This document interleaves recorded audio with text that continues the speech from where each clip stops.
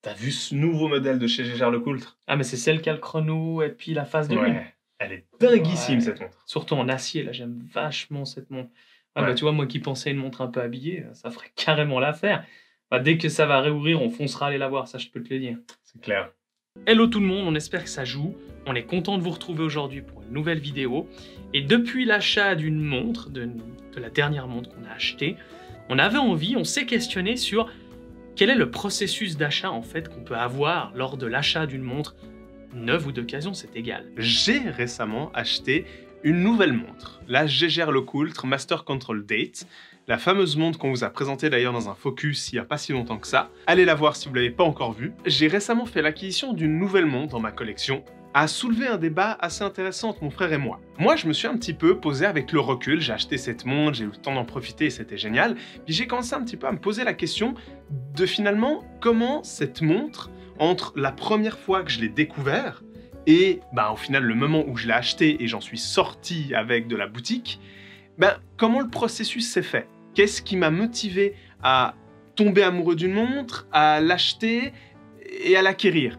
Et mon frère, c'est vrai qu'on est deux personnes très différentes à de nombreux égards, et c'est vrai que le processus que j'ai eu pour le coup dans cet exemple précis avec cette Gégère n'a pas forcément été le processus que mon frère a souvent eu pour lui ses montres. Et finalement, ça a soulevé, entre Jonas et moi, un débat qui était assez cool et qu'on a eu pas mal de fois. Et là, on aimerait l'avoir avec vous dans cette vidéo et que vous nous disiez dans les commentaires finalement comment vous abordez votre achat de montre, comment tout le processus entre la première fois que vous découvrez un modèle et au moment où vous l'achetez, finalement comment ça s'est fait. J'ai été assez surpris du temps qu'il a pris pour méditer la chose, pour se questionner sur la chose, se poser les bonnes questions, j'imagine, parce qu'il va nous en parler.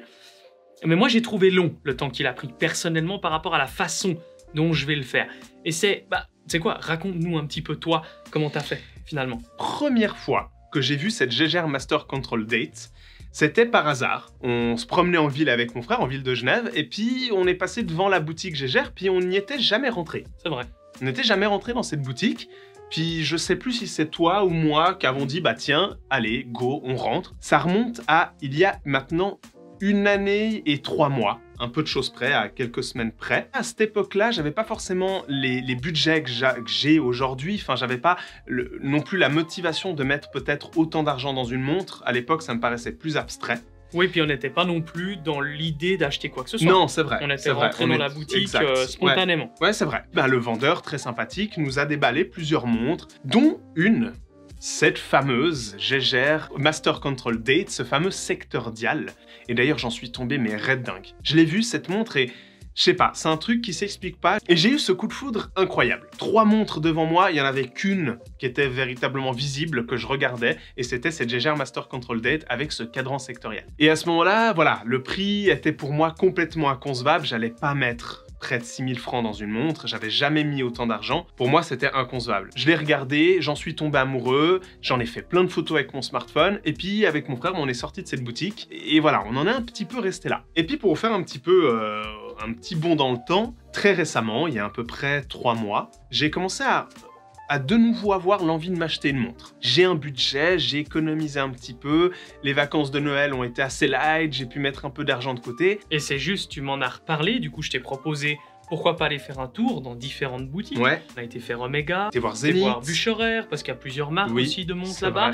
Et tu t'étais pas à ce moment-là véritablement focaliser de nouveau sur cette montre. Non, parce que la Gégère, à ce moment-là, ça faisait un moment que je ne l'avais plus vue, que je l'avais plus vue visuellement, que j'avais enregistré des images à droite à gauche, mais c'est une montre qui était devenue un petit peu abstraite. Elle était un petit peu sortie de mon esprit. Et puis on est repassé évidemment chez Gégère, parce que voilà, c'était une marque qui quand même me trottait dans l'esprit. Et j'ai été vers le vendeur, puis je lui ai dit...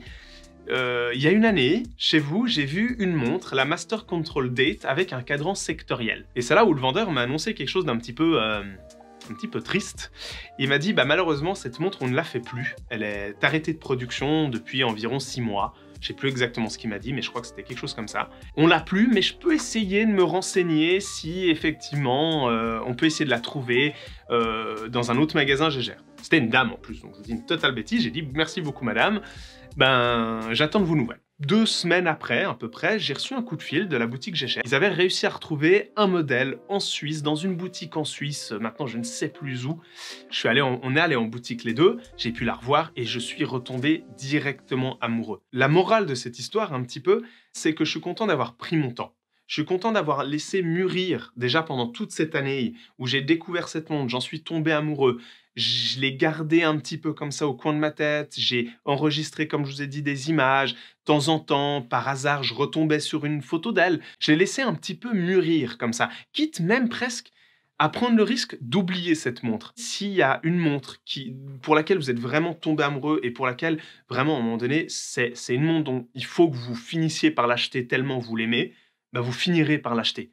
Que ce soit 6 mois ou 1 mois après l'avoir vu, ou même 10 ans plus tard. Et c'est que parce que j'ai laissé du temps au temps, bah, que finalement ça a permis à Gégère Lecool de me recontacter et de me dire « Eh ben oui, en fait, on peut la faire venir au magasin, etc. » Et que bah, du coup, j'ai pu faire ce choix-là.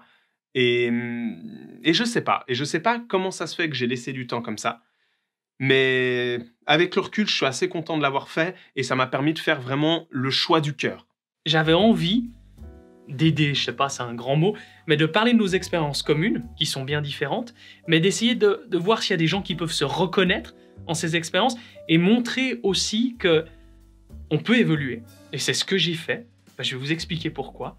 Et je m'approche et j'essaye de m'approcher la philosophie que mon frère a avec les objets, avec l'achat d'un nouvel objet, parce que la mienne m'a conduit à des erreurs, m'a conduit des problèmes, c'est peut-être un grand mot, mais m'a conduit à certains indifférents, à certaines zones un peu d'inconfort que j'aimerais pas ne revivre et que je ne revivrai pas, puisque du haut de mes 28 ans, eh ben maintenant j'en ai appris de la vie, j'en ai appris aussi par rapport à ça, et c'est pour ça qu'on a décidé de faire cette vidéo. Vous connaissez mon amour pour Rolex, et les premières montres de luxe étaient des Rolex chez moi, je me suis beaucoup intéressé à ça, et c'est vrai que très rapidement ça a été des montres, que ça soit du vintage, de l'occasion, voire même les neuves, qui sont difficiles à avoir, qu'il faut avoir très vite. Et j'ai adopté une espèce de philosophie où quand il y a une occasion qui se présente à un certain prix qui est plutôt bon par rapport à la montre, il faut acheter vite.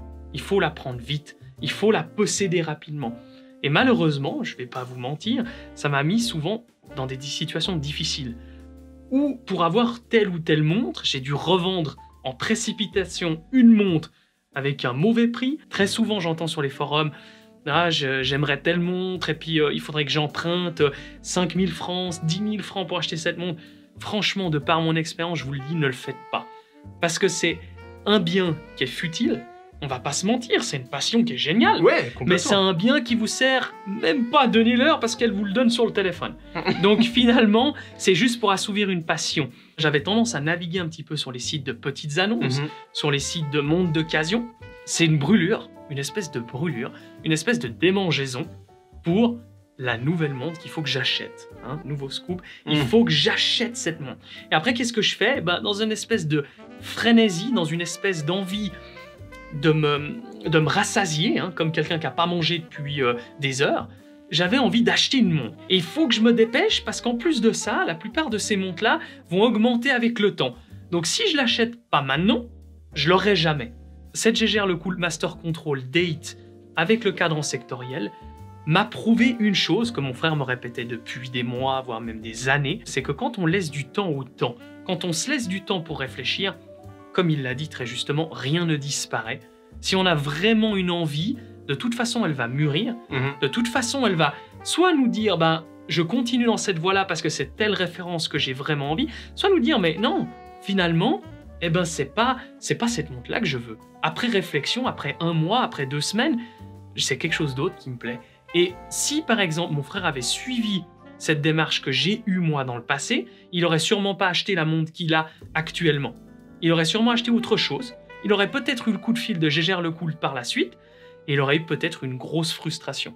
Voilà, comme ça m'est déjà arrivé souvent. Les passions, si elles doivent bien servir à quelque chose, c'est aussi à nous donner des leçons. Donc oui, quand on est passionné de Rolex, quand on est passionné de montres vintage qui prennent de la valeur au fur et à mesure du temps, c'est pas pour autant qu'il faut vous mettre en difficulté, c'est pas pour autant qu'il faut revendre toute votre collection pour en acheter une, mais tout simplement faire les choses telles qu'elles sont, telles qu'elles doivent être faites, dans la logique qu'elles doivent être faites. Et je reprendrai encore une fois, n'est pas coutume, step by step.